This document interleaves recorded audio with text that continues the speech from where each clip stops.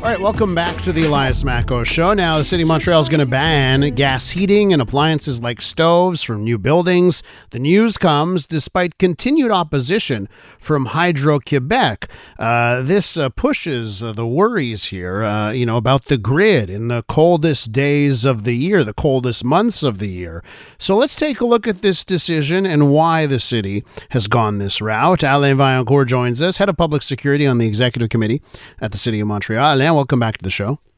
Hi, Elias. So, I think about ice storms and what happens in those ice storms where a whole bunch of people lose heating, lose power, and they lose their heating because they have electric heating. And then, they get to go to a friend's house because they've got natural gas that's heating their place. And it sort of provides a little bit of equilibrium in those worst case scenarios.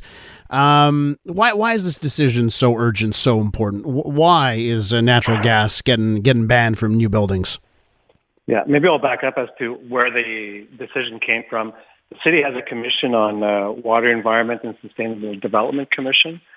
They came out with a recommendation to ban natural gas based on studies in the States that showed that there were high emissions of greenhouse gas. So the city decided to look at that. We worked with Énergie, Hydro-Quebec together to ensure that we do it properly. So as of October next year, natural gas will be banned in buildings that are up to 3 stories. So we're talking about new buildings only. And then as of October 2025, the bigger buildings will be banned. But, there are exceptions. If you have a barbecue, if you have a commercial site that has a gas stove, for example, and there's also in there that working with Énergie and Quebec, because you mentioned that there's issues of, power grid issues. So anybody with dual energy, for example, I won't get into the detail, but we ensured that, the dual energy systems that are in place, will be put in place, will increase the proportion of gas in that to allow, for example, issues of, when the power grid is overloaded. Mm-hmm. So it's a very balanced bylaw. We're not the only ones. Prévost in Quebec just came out with it. New York and Vancouver have them in place. So it's something that, is not unique to Montreal. Mm-hmm. But the goal really is to go towards, because we have a commitment to go to carbon neutral by 2050 in the city, which is very ambitious.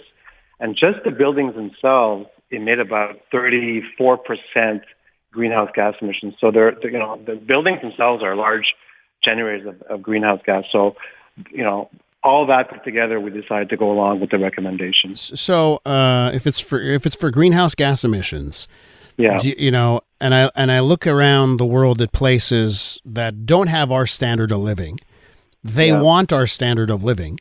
They're going to get our standard of living. The people in China and India are going to live like us one day. Do you really think the city of Montreal, that should be our wheelhouse, is moving on these issues? Given it's a big planet. Yeah, it's. I think we can do many things at the same time. I'm currently at the Forum for Violence right now. We're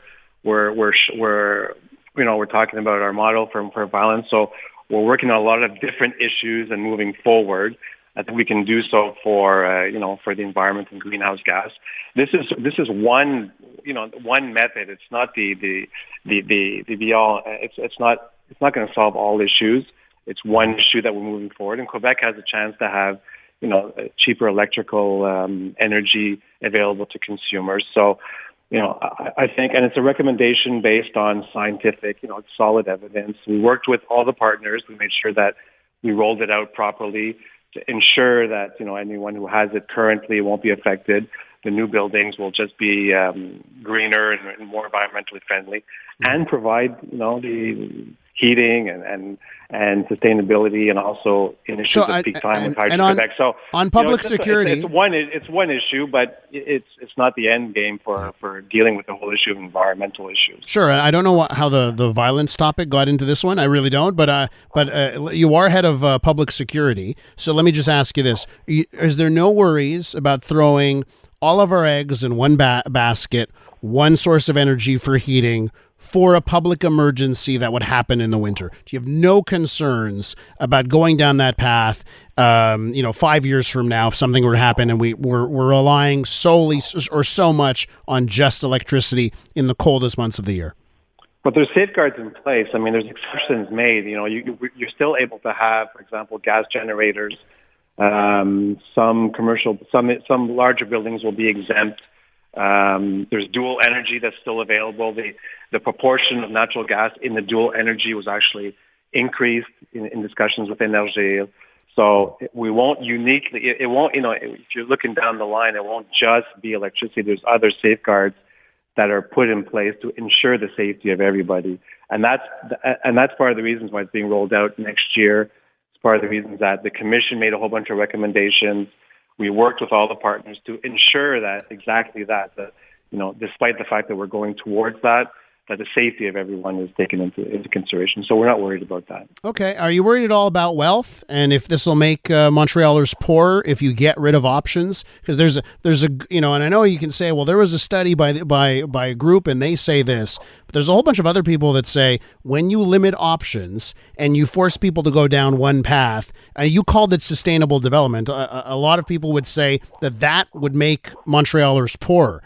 Any worry about that, especially at a time where I just see, report after report where at times wealth creation and economic growth, we lag behind some other cities? I guess I'd say, in Quebec, we have the chance to have, Hydro-Quebec, which, we can say what we want. It's still cheaper electrical energy than most parts of the world. I think in that sense, we're privileged in the sense that it's cheap. The availability is there. It's cheaper. There's alternatives of dual energy that's still on the table that you can have. There's thermal energy. So there's other alternatives. So I think with respect to the alternatives available and the energy availability in Quebec, I don't think it's something that we need to worry about. Mm-hmm. It's been taken into account in the bylaw coming up for the future years. Yeah, and I just want to say, Alain, if I was going to build a place, if I was going to start from scratch, very unlikely would I even consider natural gas. The issue I have is with the city of Montreal making more and more decisions for people. I think they need to have every option on the table, and they can make those decisions based on all of the factors, right? And if electricity is such a great option, they're going to pick it. Yeah, I agree. I don't think we're taking away every option, but I get your point. You want people just to make their decisions and have all options available, regardless of, whether they emit or not. I can get that, but I don't think we're eliminating all options. I think there's still options on the table. I think the options that we have are still very accessible to most people. And like you say, if you're building new, I myself either probably wouldn't go natural gas, even if there wasn't demand for all kinds of reasons. But so I can get the argument, but I think we took that into consideration in the new bylaw, and we took our time to ensure that we looked at every single angle, all the blind spots with Hydro-Quebec, with Énergie, with all the partners. So, and I'm not worried about it in that sense. All right, Alain, we're going to leave it there. Thanks so much for coming on this morning. We'll talk again real soon. Nice seeing you. Bye. That's Alain Vaillancourt. He's head of public security on the executive committee of the City of Montreal.